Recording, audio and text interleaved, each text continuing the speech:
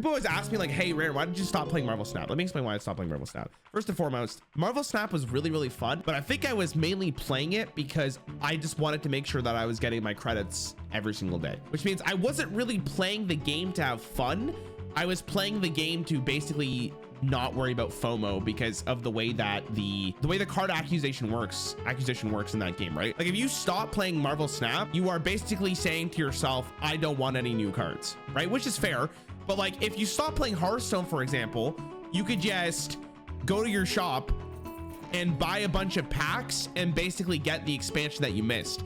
And Marvel Snap, if you don't play the game and you want to get back into it, you have to buy caches, which don't even guarantee you getting new cards. So it's like, why would I continue playing a game that I don't think was like, it's fun, but same thing with Hearthstone. Once the meta is established, it ends up being not great. Now I know there's more updates recently, but I still don't think it causes the same necessary problems. I just think that Marvel Snap lost, like basically when I took a day off, when I took one day off from Marvel Snap, like because I was just very busy that day, I like opened it on my phone and I was like, do I really want to play this? And then I never opened it ever again. I never opened it ever again. I think I bought the season pass for the Guardians of the Galaxy month, like right at the start. No, I didn't even buy the season pass. Was it Hitmonkey? What was the one before it? I don't know. I played like 5 games all against Galactus, which was like really, really boring to me. It's like the equivalent of going against like Frost Death Knight in Hearthstone 5 times in a row. And then I didn't open the game the following day. And the next day I came back and I was already gone from the cycle, right? So if you take a break from that game, I wonder how many people are like actually playing Marvel Snap because they just want they don't want to worry about the FOMO of it, right? But like the game is fine, but I haven't played it in so long and I don't care about it. And also it makes me just like not want to ever go back because how am I going to catch up with all this time lost already, right? And there's no way for them to really solve that issue, or at least in Hearthstone or virtually any other card game at the moment. If you're missing cards, like if I skipped Festival of Legends, I could just buy Festival of Legend packs, right? Like I could buy like, I don't know, even though, you know, $60 for $90 is a lot of money, but at least I can like play the game. But imagine being a Marvel Snap player and then you miss a month or you miss a couple weeks, a new card comes out and you don't have the credits for it. There's like no way for you to get back into the game. Like I wanted to come back for High Evolutionary because I thought his card looked really fun. But then I remembered, I'm like, how do I even get him? And then I realized you couldn't.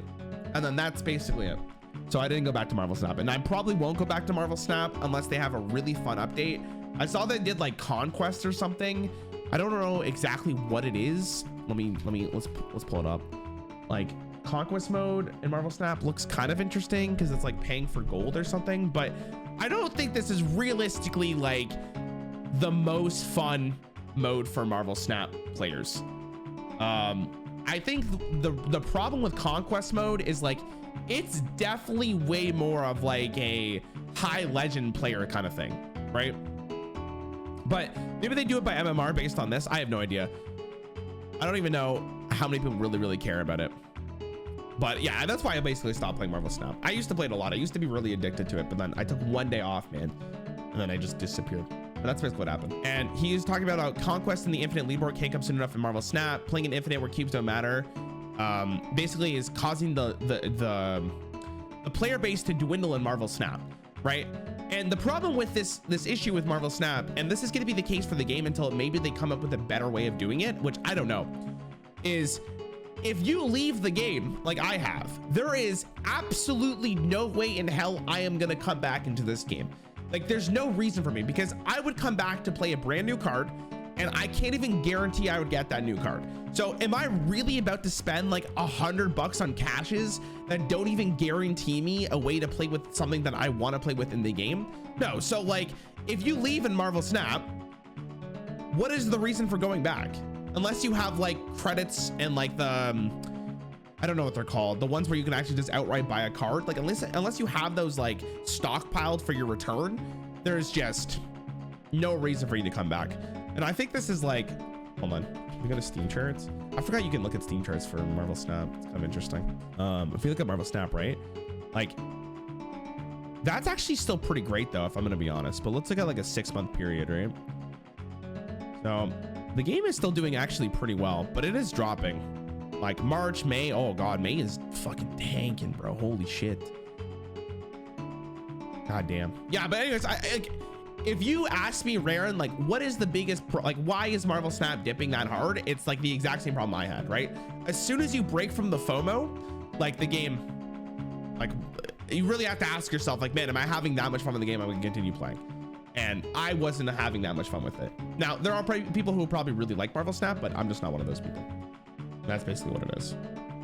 How'd you fix it? I don't know. Like, based on how they have designed the game, you can't really fix it unless you redesign the whole system.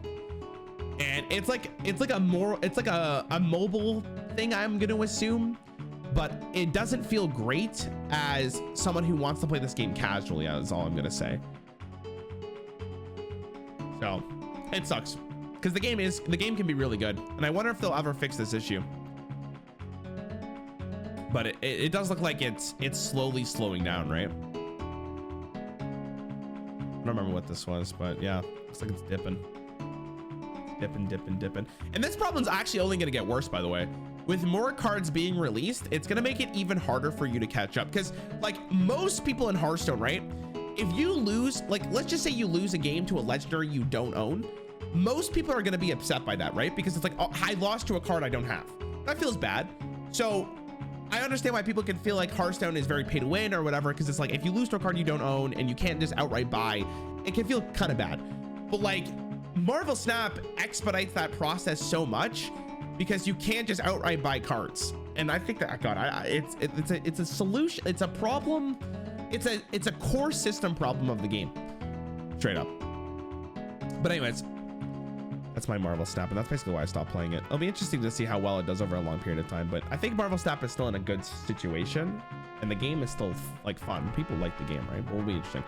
I also feel like they should probably release their. That's also, by the way, I should make a very big claim here. That's the Steam charts, right? Most people who play Marvel Snap are probably playing on their phone, which means we don't have the analytics there.